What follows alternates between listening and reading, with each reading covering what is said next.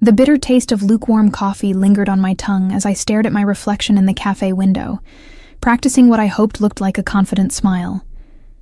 My fingers trembled slightly as I adjusted my second-hand blazer for the third time in 10 minutes, the fabric rough against my skin, compared to the silk blouses I used to wear. The glass reflected back a woman I barely recognized. Hollow cheekbones, where there used to be fullness, dark circles under eyes that once sparkled with possibility, and a forced smile that didn't quite reach those same tired eyes. I had exactly $43.67 in my checking account. Rent was due in 5 days, and my morning sickness had been replaced by an all-day nausea that made keeping food down a constant battle. The baby, our baby, was still my secret, hidden beneath loose clothing and careful posture. 23 years old, a business administration degree that felt worthless in my hands, and pregnant by a man whose world I'd fled from 6 months ago. The Steam and Bean Cafe hummed with the quiet desperation of job seekers and the caffeinated ambition of those who still believed in their futures. I'd chosen this spot 3 blocks from the downtown job fair because it was cheap, relatively clean, and had these large windows that served as impromptu mirrors. The elderly barista, Margaret, had started recognizing me after my 3rd day of ordering the same small coffee and making it last for 2 hours while I prepped for interviews. "You're going to do fine, honey," Margaret had whispered that morning, sliding an extra pastry across the counter without charging me. "I can see the strength in you, even if you can't see it yourself." The wooden chair creaked under me as I shifted, unconsciously placing a protective hand over my still flat stomach. The gesture had become automatic, a silent promise to the life growing inside me that I would figure this out. We would survive this. I had to believe that because the alternative, crawling back to my mother who disowned me for bringing shame on the family, or worse, trying to find Dante, wasn't an option. I pulled out my phone and reviewed my notes one more time. 3 interviews lined up at the Marriott downtown. Administrative assistant positions, all paying just enough to cover rent and groceries if I was careful. If I was very, very careful. The smell of fresh pastries made my stomach clench with hunger, but I'd already spent my food budget for the day on this coffee. The morning sunlight streamed through the window, highlighting the fine lines of stress that had appeared around my eyes over the past 6 months. I practiced my handshake in my lap, making sure it was firm but not desperate. Eye contact, smile, shoulders back, project confidence even when your world is falling apart. The business courses I'd taken felt like they belonged to someone else's life now. Olivia Bennett, I whispered to my reflection, testing how my name sounded with conviction. Olivia Bennett, administrative professional. The words felt foreign on my tongue. 6 months ago, I'd been Olivia Salvatore to be, living in a penthouse, wearing clothes that cost more than most people's cars. Now I was just another struggling graduate hoping someone would take a chance on me. A sharp pain shot through my lower back as I stood to gather my things. The stress, the cheap mattress at my studio apartment, the constant worry, it was all taking its toll. I moved carefully, mindful of the life I was protecting, and made my way toward the door. The morning air carried the scent of rain and possibility as I walked the 3 blocks to the Marriott. My heels, purchased from a discount store but polished to look presentable, clicked against the sidewalk with what I hoped sounded like confidence. Other job seekers moved around me with varying degrees of desperation and hope painted on their faces. The Marriott's lobby overwhelmed my senses with its marble floors, crystal chandeliers, and the kind of opulence I'd grown accustomed to in my previous life. For a moment, muscle memory took over, and I moved through the space with the grace of someone who belonged there. The receptionist directed me to the mezzanine level where the job fair was being held. Companies had set up booths throughout the elegant space, each one representing a potential lifeline. I approached the first booth, Henderson & Associates, a mid-sized accounting firm looking for administrative support. The interviewer, a sharp-looking woman in her 40s, reviewed my resume with practiced efficiency. "Your qualifications look good, Ms. Bennett," she said, "but there's a 6-month gap in your employment history. Can you explain that?" The question I'd been dreading. "I was dealing with some personal matters that have since been resolved," I replied, keeping my voice steady. "I'm ready to fully commit to a position now." She nodded noncommittally and handed me a business card. "We'll be in touch." The second interview went similarly. Polite interest followed by the same question about my employment gap. I was beginning to feel the familiar weight of rejection settling in my chest when I approached the third booth. "Bennett Hospitality Group," the banner read, and my heart stopped. Bennett was my maiden name, but surely this was just a coincidence. The man behind the table was younger than the previous interviewers, probably early 30s, with kind eyes and an easy smile. "Good morning," he said, extending his hand. "I'm James Chen, HR Director for Bennett Hospitality. And you are?" "Olivia Bennett," I managed, still stunned by the coincidence of the name. "Bennett?" He raised an eyebrow with interest. "Any relation to the Hotel Bennetts?" "No," I said quickly, "just a coincidence." He laughed warmly. "Well, coincidence or not, let's see what you can offer Bennett Hospitality." The interview went better than the previous two. James seemed genuinely interested in my background, and when he asked about my employment gap, I gave the same prepared answer. This time, however, he didn't seem to view it as a red flag. "We have an immediate opening for an executive assistant position," he said. "The pay is competitive, full benefits, and there's room for growth. The position would be supporting one of our VIP clients who conducts business from his private suite. Are you comfortable working in high-end hospitality environments?" "Absolutely," I replied, thinking of my previous life. "I'm very comfortable in those settings." "Excellent. There's just one more step. The client likes to personally approve all staff who will be working closely with him. He's actually here today for a business lunch. Would you be available for a brief introduction?" My instincts should have warned me.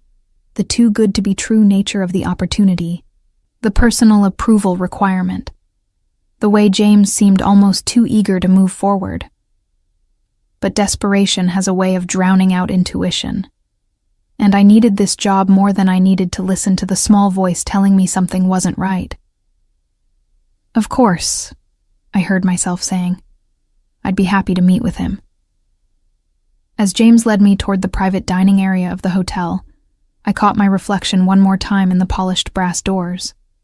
The smile I'd practiced all morning was finally genuine, born of hope rather than desperation. I was about to meet the man who could change everything.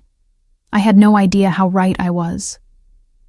James led me through the hotel's opulent corridors, past oil paintings that probably cost more than my yearly salary and marble sculptures that belonged in museums. The private dining area was sectioned off from the main restaurant by frosted glass panels that offered privacy while maintaining an air of exclusivity. My heels sank slightly into the plush carpet as we approached a mahogany door marked "Private." "Mr. Salvatore prefers to conduct his meetings in complete privacy," James explained, his hand on the door handle. "He's very particular about discretion." The name hit me like a physical blow. Salvatore. It couldn't be. There had to be dozens of Salvatores in the city, hundreds even. But my hands began to tremble, and that familiar protective instinct made me place my palm over my stomach. "Actually," I started, taking a step back. "Maybe this isn't the right fit." But James had already opened the door, and the voice that emerged from within froze the blood in my veins. "Send her in, James. We're old friends." Dante's voice, rich and commanding, carried the same dangerous undertone that had once made my pulse race for entirely different reasons. James stepped aside with a knowing smile that made my stomach drop. This wasn't a coincidence. None of it was. I forced my feet forward, each step feeling like I was walking toward the edge of a cliff. The private dining room was exactly what I'd expected. Floor-to-ceiling windows overlooking the city, a table set for two with crystal glasses and silver that caught the afternoon light. And there, rising from his chair like a predator, acknowledging his prey, was Dante Salvatore. 6 months hadn't diminished his presence. If anything, he seemed more formidable than before. His dark hair was perfectly styled, his charcoal suit tailored to emphasize the broad shoulders and lean build I'd once traced with reverent fingers. But it was his eyes, those penetrating dark eyes that had once looked at me with something approaching tenderness, that held me captive now with their cold calculation. "Hello, Olivia." He gestured to the chair across from him. "Please sit. We have much to discuss." "I can't," my voice cracked. "I have to go." "I'm afraid that's not possible." His tone remained conversational, but there was steel beneath the silk. "You see, Bennett Hospitality Group is one of my acquisitions. Has been for 3 months now. James works for me. This job fair? I arranged it specifically to bring you here." The room seemed to spin around me. "You've been watching me. Watching, protecting, ensuring your safety." He moved around the table with the fluid grace of a man accustomed to complete control. "Did you really think you could disappear from my life so completely? That I wouldn't know about your struggles? Your empty bank account? Your pathetic studio apartment in that neighborhood where I wouldn't let my enemies live?" Heat flushed my cheeks. "You had no right." "I had every right." He was close now, close enough that I could smell his cologne, the expensive scent that used to make me feel safe and desired. Now it made me feel trapped, especially considering what you're carrying. My hand flew to my stomach instinctively, and his eyes followed the movement with satisfaction. He knew. Of course he knew. "Sit down, Olivia." It wasn't a request. My legs felt weak, whether from the confrontation or the pregnancy, I couldn't tell. I sank into the offered chair, accepting the glass of water he poured for me with shaking hands. "How long have you known?" I whispered. "About the pregnancy?" 6 weeks. He resumed his seat across from me, pouring himself a glass of wine with steady hands. "About your location? From the moment you thought you'd disappeared, did you really believe that pathetic disguise would fool my people? The brown hair dye, the second-hand clothes, the fake references? The job interviews, all legitimate companies, all owned by me or by people who owe me favors. I wanted to see how far you'd fallen, how desperate you'd become." He took a sip of wine, studying me over the rim. "I have to admit, I'm impressed by your resilience. 6 months of scraping by when all you had to do was come home." "Home?" The word came out as a bitter laugh. "You mean prison." "I mean protection." His voice hardened. "Do you have any idea what could have happened to you out there? Carrying my child while living in that neighborhood, working multiple jobs, too proud to ask for help?" "Your child?" The words slipped out before I could stop them. Something dangerous flickered in his eyes. "Did you think I wouldn't know? That I wouldn't do the math? 24 weeks along, Olivia, conceived the night before you ran from me like a frightened child. The memory of that night crashed over me, our last night together, when I'd been blissfully unaware of the phone call that would come the next morning. The call that would reveal exactly who Dante Salvatore really was, and what lengths he would go to protect what he considered his. "I had my reasons for leaving," I said quietly. "Your reasons were based on fear and misunderstanding." He leaned forward, his intensity filling the space between us. "But we can discuss that later. Right now, we need to address your current situation." A soft knock interrupted us, and James entered carrying a leather portfolio. "The contracts you requested, Mr. Salvatore." Dante accepted the folder without taking his eyes off me. "As I was saying, your current situation is unacceptable. Living in squalor, risking the health of my child, working yourself to exhaustion. It ends today." He slid the portfolio across the table. Inside, you'll find an employment contract. Executive assistant, as advertised. Salary of $200,000 annually, full benefits, housing provided. All you have to do is sign. My hands shook as I opened the folder. The contract was real, professionally drafted, and the salary figure made my eyes widen. It was more money than I'd ever imagined earning, enough to provide everything my baby would need. "What's the catch?" I asked, though I was already afraid of the answer. "The catch is that you'll be working exclusively for me, living in accommodations I provide, under my protection." His smile was sharp as a blade. "Consider it a very generous maternity leave program." "You mean house arrest?" "I mean safety. There are people who would hurt you to get to me, Olivia. People who wouldn't hesitate to harm an innocent child to send me a message." He stood, moving to the window with his hands clasped behind his back. "Your independence is a luxury neither you nor my child can afford. And if I refuse?" He turned back to me, and for a moment, I saw a flash of the man I'd fallen in love with. Protective, vulnerable, desperate. Then the mask slipped back into place. "Then you'll discover that your apartment lease has been terminated, your job applications have been mysteriously withdrawn, and your financial aid for school has been suspended pending investigation. You'll also find that no legitimate employer in this city will hire you." He paused, letting the words sink in. "I can make your life very comfortable, Olivia, or I can make it very difficult. The choice is yours." The baby fluttered inside me, a reminder of the life I was responsible for. Dante watched my internal struggle with the patience of a predator who already knew the outcome. 24 hours, he said finally. "Think it over. James will escort you home, and tomorrow evening you'll give me your answer." As I stood to leave, my legs unsteady beneath me, he spoke again. "Olivia?" I turned back reluctantly. "Welcome home." The words followed me out of the room like a promise, and a threat rolled into one. The black sedan waited outside my building the next evening, its tinted windows reflecting the neon signs from the convenience store across the street. I'd spent 24 hours pacing my tiny apartment, weighing my impossible options, feeling the baby's increasingly active movements as if it sensed my distress. Every kick reminded me that this decision wasn't just about me anymore. Marco, Dante's driver and bodyguard, stepped out as I approached. His expression was neutral, but I caught a flicker of something. Pity in his dark eyes as he opened the rear door for me. "Miss Reyes," he said formally.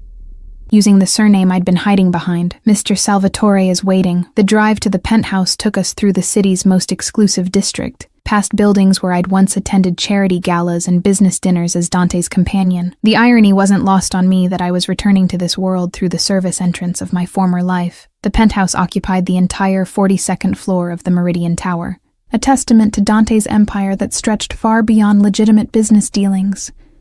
As the private elevator climbed, my ears popped, and with each floor, I felt my old life pulling me back into its orbit.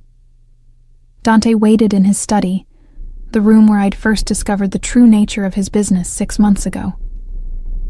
Floor-to-ceiling bookshelves lined the walls, filled with first editions and legal texts that mask the true source of his wealth. Behind his desk, hidden behind a false panel I'd accidentally discovered, lay documents that had shattered my naive perceptions of the man I thought I loved. He looked up from his laptop as I entered, his expression unreadable. "You came. Did I have a choice?" "There's always a choice, Olivia.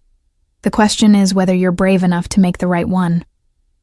He gestured to the chair across from his desk, the same chair where I'd sat 6 months ago while he explained why I needed to disappear for my own safety.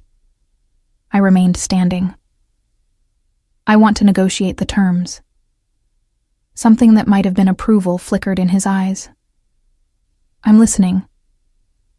"If I do this, if I sign your contract, I want guarantees. About the baby, about my freedom, about what happens after." "After?" After the baby is born. After whatever threat you're protecting us from is neutralized. After you decide you don't need me anymore. My voice grew stronger with each word. I want an exit strategy. Dante leaned back in his chair, studying me with the intensity of a chess master, calculating his next move. You think this is temporary? I think you're a man who takes what he wants and discards what he doesn't need. I've seen how you operate, Dante. I've seen the bodies. The temperature in the room seemed to drop 10 degrees. Bodies? The memory crashed over me like a wave. The phone call I'd overheard 6 months ago. Dante's voice calm and cold as he ordered someone's elimination. Not just business, but personal. Visceral. The moment I realized the man I loved was capable of murder without hesitation. The night before I left, I whispered. Vincent Torres. I heard you give the order. Dante's face transformed, becoming a mask of dangerous calm. You heard wrong. I heard you tell Marco to handle the Torres problem permanently. I heard you say that examples needed to be made. My hands clenched at my sides. The next morning, Vincent Torres was found dead in the harbor. Vincent Torres was a traitor who threatened innocent lives, including yours. Dante stood, moving around the desk with predatory grace. He was selling information about my operations to rival families, information that included your identity, your routine, your vulnerabilities. So you had him killed. I protected what was mine. He stopped in front of me, close enough that I could see the gold flecks in his dark eyes. Just as I'm protecting you now, by imprisoning me, by keeping you alive. His voice carried a raw edge that made my breath catch. Do you want to know what the Torres family planned to do to you? How they intended to hurt me through you? I didn't answer, but something in my expression must have given away my curiosity because he continued. They were going to take you, torture you, send me pieces of you until I agreed to their terms. His hand reached up to trace my cheek, the gentle touch at odds with his brutal words. They were going to start with your fingers, work their way up to more vital parts. My stomach lurched, and I stepped back from his touch. You're trying to scare me. I'm trying to save you. He pulled out his phone, scrolling to a photo that made my blood run cold. This was taken 3 days ago, outside your apartment. The image showed a man in a dark jacket, clearly watching my building from across the street. Even in the grainy surveillance photo, I could see the professional alertness of someone conducting reconnaissance. The Torres family didn't die with Vincent, Dante continued. His brothers have spent 6 months planning their revenge. They know about the baby, Olivia. They know it's mine. How could they know? I barely knew myself 6 months ago. Because Vincent had been watching us for weeks before I discovered his betrayal. He documented everything. Our relationship, your habits, even the morning sickness that you thought you were hiding so well. Dante's expression softened slightly. He sold that information before I could stop him. The room spun around me, and I gripped the edge of his desk for support. The baby is why you're going to sign that contract and accept my protection without any more arguments about freedom and exit strategies. He returned to his chair, but his posture remained tense. Because if anything happens to either of you, Olivia, I will burn this entire city to the ground. And after, when the threat is over, there will always be another threat. This is my world, and now it's yours too. He opened the contract again, sliding it across the desk with a gold pen. Sign it. What about love? The question slipped out before I could stop it, revealing the heartbreak I'd been carrying for 6 months. For a moment, his careful composure cracked, and I saw something raw and desperate in his eyes. Love is what got us into this mess. Love is what made me careless enough to let Vincent get close. Love is what made you brave enough to run from me when you should have trusted me. Love is what made you lie to me for 8 months about who you really were. Love is what's keeping you alive right now. He stood again, moving to the window that overlooked the city, spread out below us like a glittering kingdom. I've told you more truth in the last 10 minutes than I've told anyone in years. The contract isn't just about protection, Olivia. It's about making you understand that there's no running from this. From us. I stared at the contract, the weight of impossible choices pressing down on me. My hand moved to my stomach, feeling the flutter of movement that reminded me this decision would affect more than just my future. If I sign this, what happens to me? To who I used to be? Olivia Bennett disappears completely. You become someone else. Someone safe. He turned back to me, his expression gentle but implacable. Someone mine. The pen felt heavy in my hand as I picked it up. And if I refuse? Then you spend the rest of your very short life looking over your shoulder, waiting for the Torres brothers to decide they're tired of waiting. His voice carried absolute certainty. Sign the contract, Olivia. Let me protect you both. The baby kicked as if in agreement, and with a shaking hand, I signed away my freedom to save our lives. The contract became effective immediately. Within hours of my signature, a team of movers had emptied my studio apartment while I watched from the passenger seat of Dante's Mercedes. My few possessions, clothes that had seen better days, books from college, the single photo I had of my parents before everything fell apart, disappeared into boxes that would be delivered to my new home. Your cousin Sophia called, Dante mentioned casually as we drove through the city's financial district. She was worried when you didn't show up for your lunch date. My blood chilled. Sophia was the only family member who still spoke to me after my mother's dramatic disownment. You contacted my family? I had Marco explain that you'd accepted a live-in position with better accommodations and limited outside communication during your probationary period. His tone was matter-of-fact, as if he hadn't just systematically cut another tie to my former life. She was relieved to hear you'd found steady employment. You can't just isolate me from everyone I care about. I can and I will, when their safety depends on it. He glanced at me, his expression softening slightly at what must have been visible distress on my face.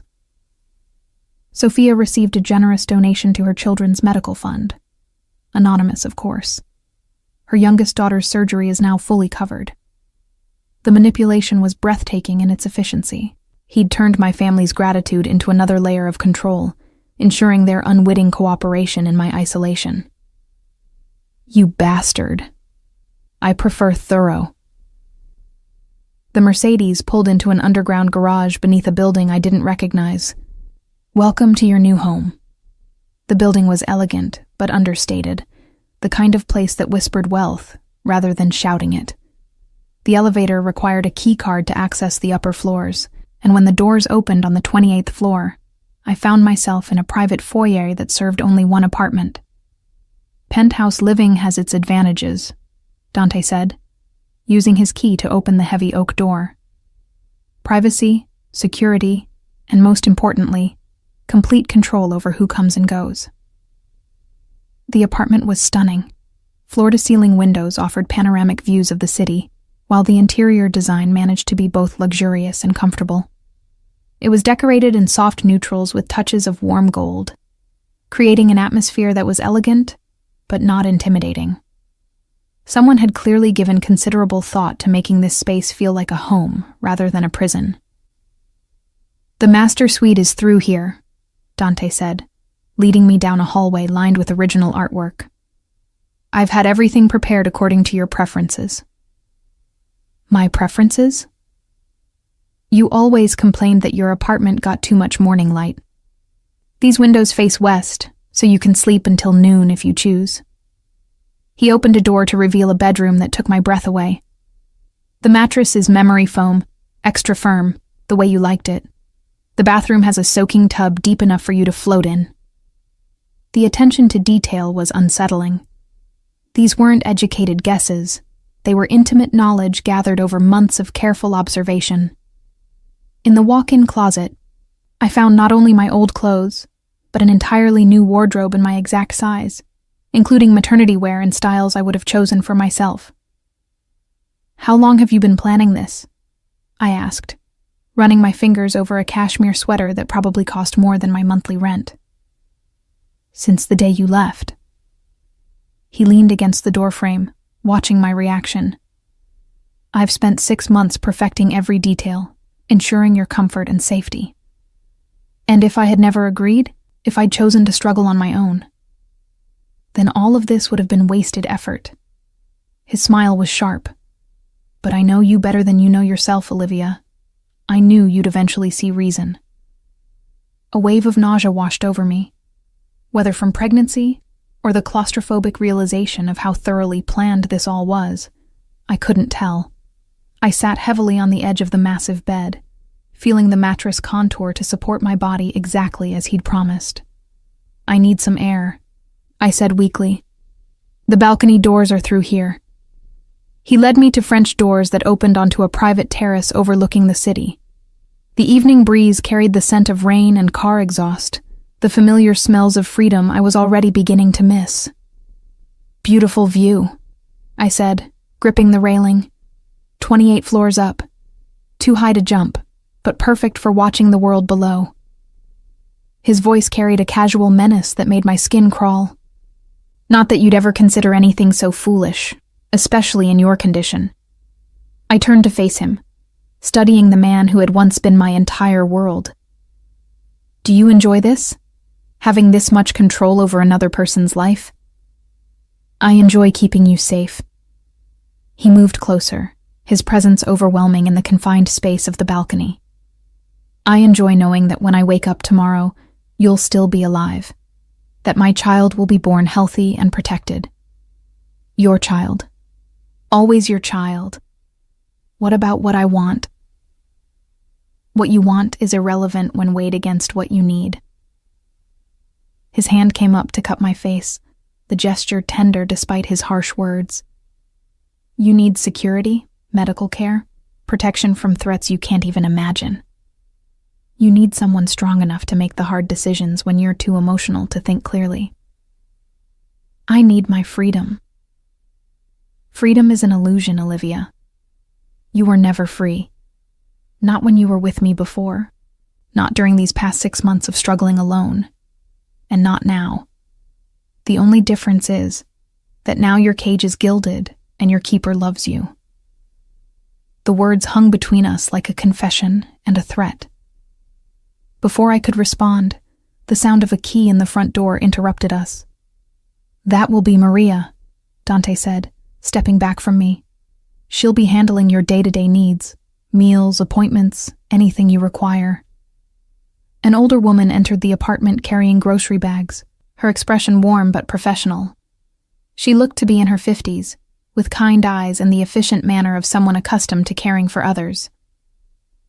"Miss Olivia," she said with a slight accent I couldn't place. "I've brought dinner.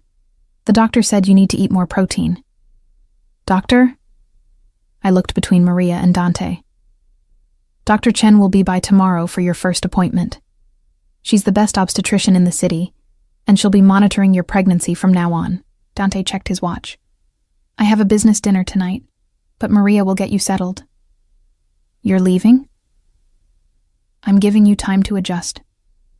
He kissed my forehead, the gesture so familiar it made my chest ache. "Don't try to leave, Olivia.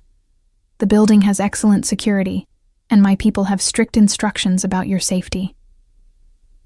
After he left, Maria busied herself in the kitchen, preparing a meal that smelled wonderful despite my continued nausea. "He's a good man," she said, as she arranged food on fine china. "Difficult, yes, but good. He loves you very much." "Love doesn't justify imprisonment." Maria's hands stilled as she looked at me with something like pity. "My daughter married for love once. Romantic love. Passionate love. He beat her unconscious and left her in the hospital while he gambled away their rent money. She resumed her work, her voice matter of fact. Now she's married to a man who protects her, provides for her, treats her like precious china. She says she's happier with security than she ever was with passion. That's different. Is it? Maria set the plate in front of me, the food arranged like artwork. Eat. The baby needs nutrition, and you need strength for what's coming. What's coming? But Maria had already moved on to other tasks, leaving me alone with my thoughts, and the growing realization that this beautiful apartment was exactly what Dante had called it.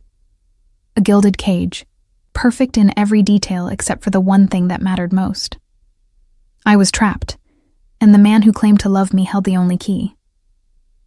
3 weeks into my new life, I began to understand the true scope of Dante's empire. What I'd initially dismissed as overprotective control revealed itself as a vast network of surveillance, influence, and power that extended far beyond anything I'd imagined during our previous relationship. It started with small things. The barista at the coffee shop on the corner knew my order before I spoke it, despite never having seen me before. The doorman at the building across the street nodded respectfully when I passed during my supervised walks with Maria. The taxi driver who picked us up from the doctor's office refused my money, saying the fare had already been handled. How many people work for him? I asked Maria as we returned from yet another medical appointment, this one with a nutritionist, who had detailed charts of my eating habits. Work for him?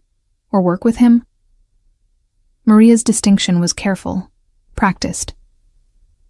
Mr. Salvatore has many business relationships throughout the city. That's not what I mean, and you know it. She sighed, adjusting her purse as we entered the building's marble lobby.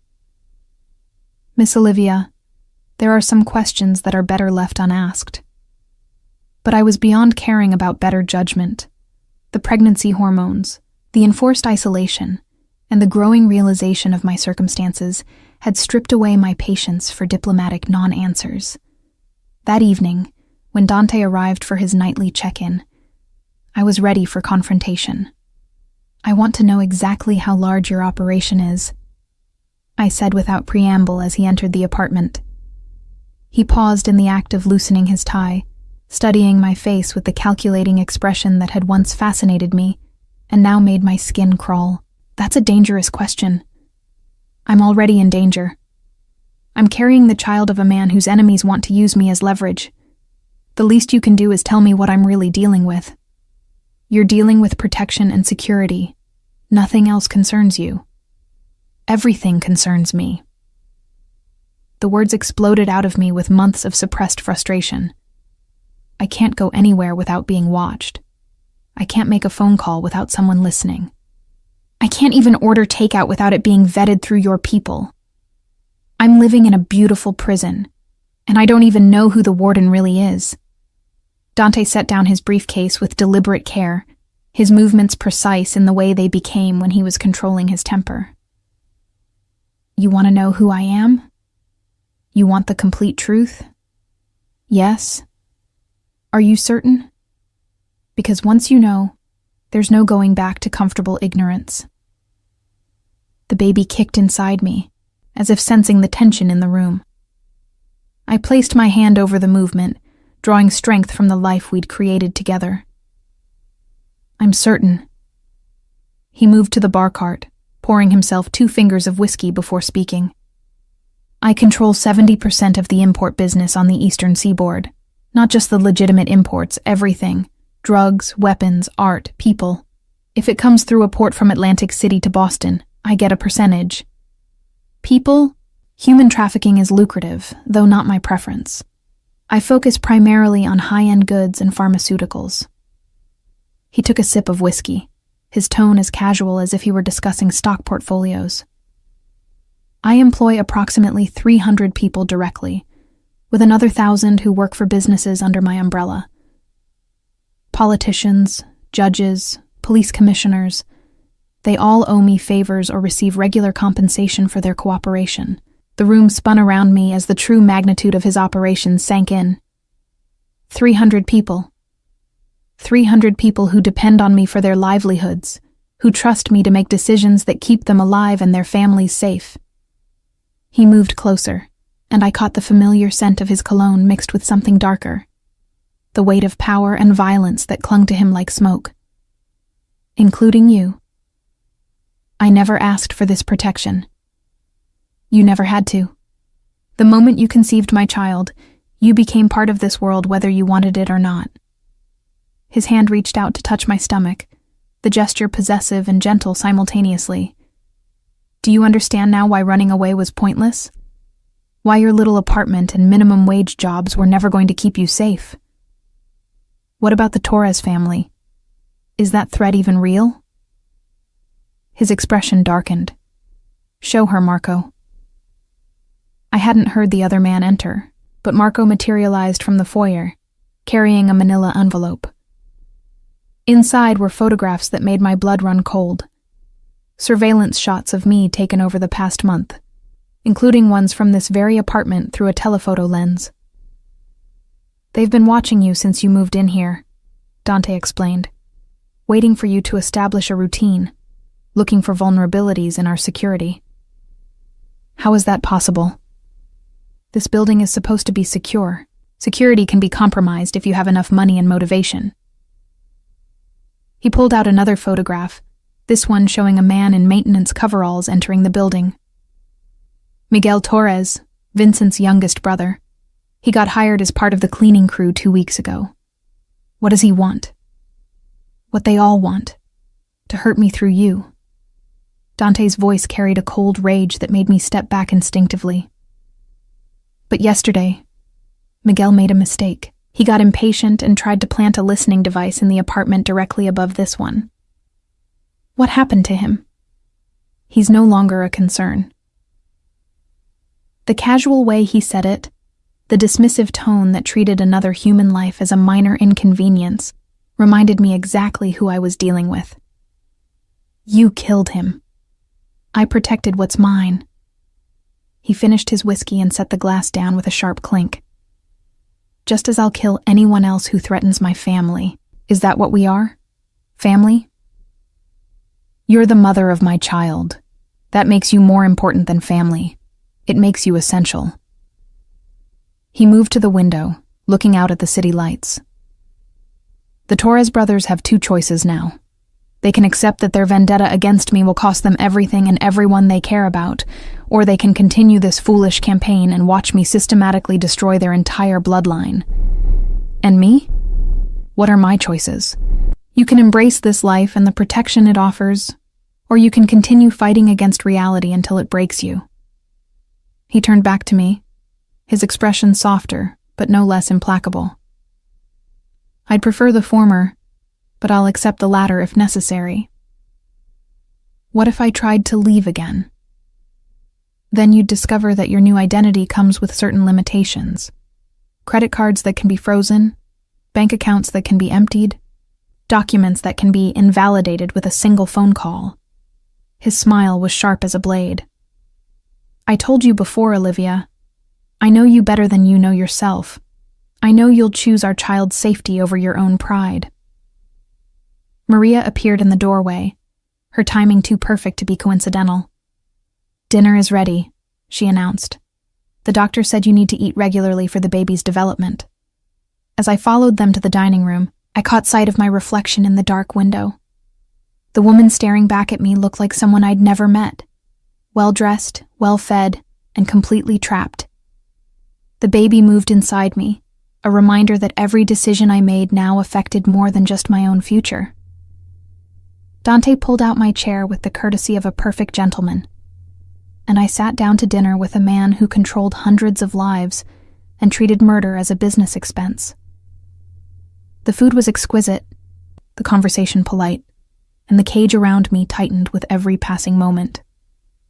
I was no longer Olivia Bennett, struggling graduate. I was something else entirely, a protected asset in a criminal empire, valuable only as long as I carried his air and caused no trouble. And the most terrifying part was that I was beginning to find comfort in the certainty of it all. The call came at 3 a.m, 6 weeks after Miguel Torres had stopped being a concern. I woke to the sound of Dante's phone buzzing insistently on the nightstand, followed by his sharp intake of breath as he read the message. "What is it?" I asked, instinctively placing my hands over my now prominent belly. At 36 weeks, the baby had become an active presence, constantly reminding me of the life growing inside me and the stakes that grew higher with each passing day. Get dressed. Now. Dante was already moving, pulling on clothes with military efficiency. Maria! The older woman appeared in the doorway within seconds, alert despite the hour. Her ability to respond so quickly no longer surprised me. I'd learned that everyone in Dante's orbit lived in a constant state of readiness. The safe house, Dante said tersely. Everything we discussed. Maria nodded and disappeared, returning moments later with a bag I'd never seen before, but which clearly contained clothes and essentials packed for exactly this scenario. Come, Miss Olivia. Quickly now. What's happening? I struggled to get out of bed, my body awkward and heavy with pregnancy. The Torres brothers made their move. Dante helped me to my feet, his hands gentle despite the urgency in his voice. They took Sophia. The words hit me like a physical blow. My cousin? But you said... I said we'd handled Miguel. Luis and Carlos are smarter, more patient. He guided me toward the door while I tried to process the implications. They've been watching your family for weeks, waiting for the right moment. Is she hurt? Not yet. They want to trade her for you. His jaw was tight with controlled rage.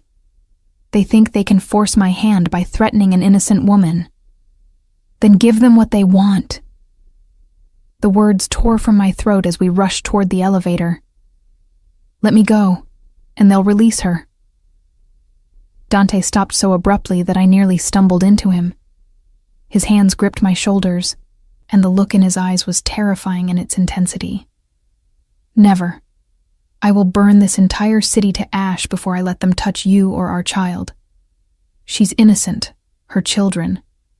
We'll be orphans if you try to sacrifice yourself for her. He pulled me into the elevator as Marco appeared, armed and alert. Sophia knew the risks when she maintained contact with you.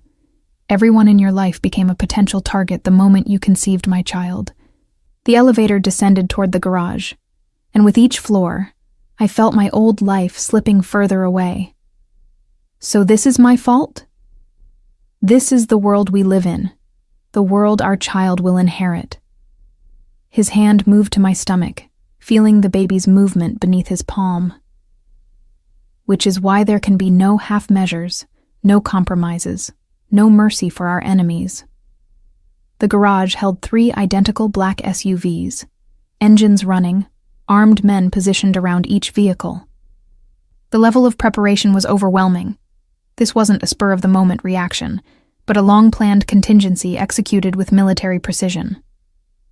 Where are we going? Somewhere safe while I handle this situation. Dante helped me into the middle vehicle, Maria sliding in beside me. Marco will coordinate with our people at the docks.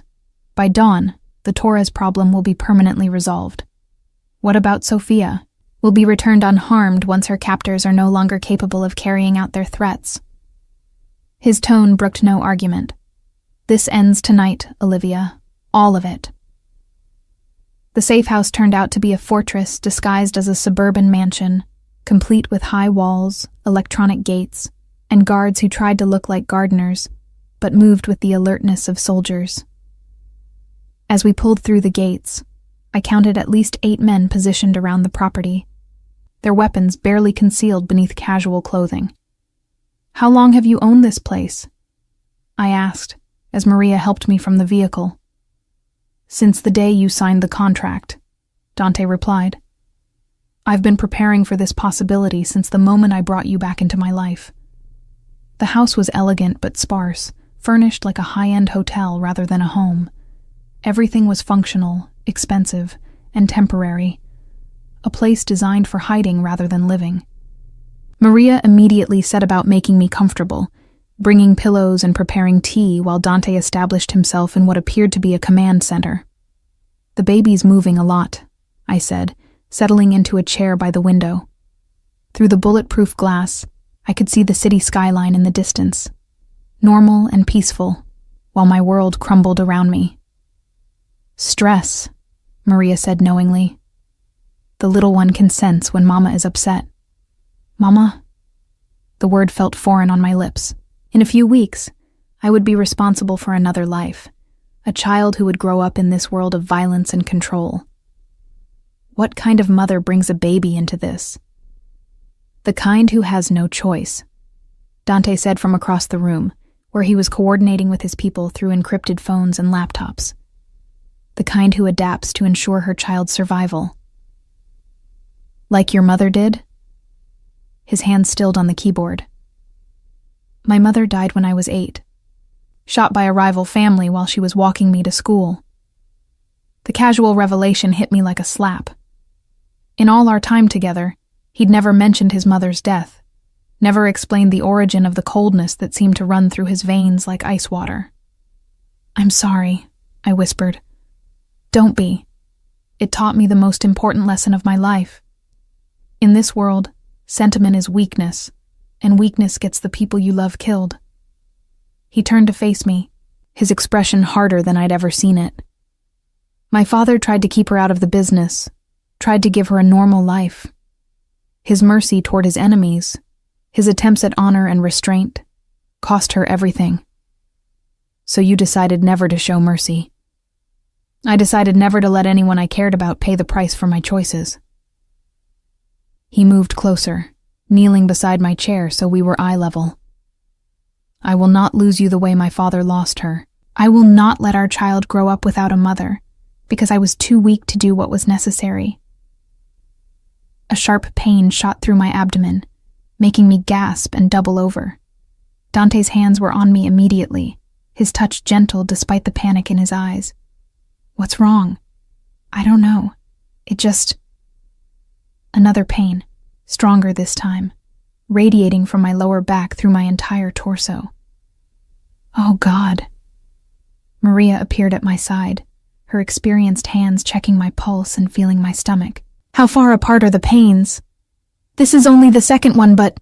I cried out as another contraction hit, far too soon after the previous one. We need to get her to the hospital, Maria said urgently. This baby is coming early. No hospitals. Dante's voice was sharp with command. Too exposed, too many variables we can't control. Mr. Salvatore, she needs medical attention. Then bring the medical attention here. He was already on his phone, barking orders in rapid-fire Italian. Dr. Chen, emergency obstetrics team, full neonatal equipment, 20 minutes or less. Another contraction ripped through me, and I gripped the chair arms so tightly my knuckles went white. Dante, I'm scared. Don't be. He took my hand, his thumb stroking over my knuckles. Everything is going to be perfect. Our child will be born safe, protected, surrounded by people who will die before they let any harm come to either of you. What about Sophia? Marco will handle Sophia. Right now, nothing matters except you and our baby. His phone buzzed, and his expression darkened as he read the message. Luis Torres is dead. Carlos surrendered and gave up Sophia's location. Is she unharmed and on her way home to her children? He kissed my forehead as another contraction built. It's over, Olivia. All of it. Our enemies are gone. Our child is coming, and our life together can finally begin. Our life together? The pain made it hard to think clearly, but something in his tone raised alarm bells. What do you mean? I mean that after tonight, there will be no more questions about your place in my world. No more negotiations or escape plans or dreams of freedom. His eyes held mine as the contraction peaked, his voice gentle but implacable. You'll be the mother of my heir, the center of my empire, the one person in this world I cannot live without. And if I still want to leave someday, then you'll discover that love and possession are often indistinguishable. He helped me breathe through the pain, his hands steady and sure. I told you once that I knew you better than you knew yourself. By tomorrow, when you're holding our child and seeing the future I can give you both, you'll understand that leaving was never really an option. Dr. Chen arrived with a full medical team, transforming the safe house's master suite into a delivery room with efficiency that spoke of careful preparation. As they worked around me, checking monitors and preparing equipment, I realized that this moment had been anticipated and planned for just like everything else in Dante's world. "How long have you been preparing for this?" I asked through gritted teeth as another contraction hit. "Since the moment I saw the pregnancy test results." He squeezed my hand as Dr. A. Chen began her examination. "I've had obstetric teams on standby at 3 different locations, neonatal intensive care units prepared at 2 private hospitals, and pediatric specialists on retainer for any complications. You thought of everything. I always do." He leaned down to kiss my temple as Dr. Chen announced that we were approaching the final stage. "That's why our child will never want for anything. Safety, education, opportunity, power. Everything I never had. What about choice? What about freedom? What about love?" His counter-question came as I bore down with the final push, our child entering the world with a strong, healthy cry that filled the room with life and promise. "What about belonging to something bigger than yourself?" Dr. Chen placed our daughter on my chest, and the moment I saw her perfect face, everything else faded into insignificance. She was beautiful, with Dante's dark hair, and what would probably become his intense eyes, but with features that were entirely her own. "She's perfect," I whispered, tears streaming down my face. "She's ours." Dante's voice was thick with emotion as he touched our daughter's tiny hand. "And she'll never know fear or want or powerlessness. She'll grow up knowing she's protected, valued, cherished. She'll grow up knowing she's owned. She'll grow up knowing she's loved." He looked at me with an expression I'd never seen before. Vulnerable, desperate, completely open. "As are you. As you always will be." Looking down at our daughter, feeling the weight of her small body against my chest, I finally understood the trap he'd laid. It wasn't just legal contracts or financial control or physical imprisonment. It was this, the creation of something so precious that the thought of losing it, of being separated from it, was unbearable. "What's her name?" Dr. Chen asked, preparing the birth certificate. Dante looked at me expectantly, and I realized this was another test, another moment where my choices would reveal my acceptance of this new reality. "Isabella," I said finally. "Isabella Salvatore." "Not Bennett?" "No." I met his eyes, seeing the satisfaction and relief there. "Not Bennett." As the medical team cleaned up and performed their final checks, Dante sat beside us on the bed, his arm around my shoulders, our daughter cradled between us. Through the window, dawn was breaking over the city, painting the sky in shades of gold and pink. "Welcome to your new life," he said softly, his lips against my hair. "Welcome home." And as I looked down at Isabella's sleeping face, I realized that home wasn't a place anymore. It was this man, this child, this beautiful, terrible world we'd created together. A world where love and captivity were the same thing, where protection came at the price of freedom, where the cage was so gilded that sometimes you forgot it was a cage at all. I was Olivia Salvatore now, mother to a Mafia prince's daughter, bound by love and blood to a man who would kill or die to keep us safe. The woman who had practiced her smile in a coffee shop window was gone forever, replaced by someone stronger, more dangerous, and infinitely more trapped. But as Isabella stirred in my arms and Dante's hand covered both of ours, I found I could live with that trade. In this world of shadows and violence, love was the only certainty, possession the only security. And maybe, just maybe, that was enough.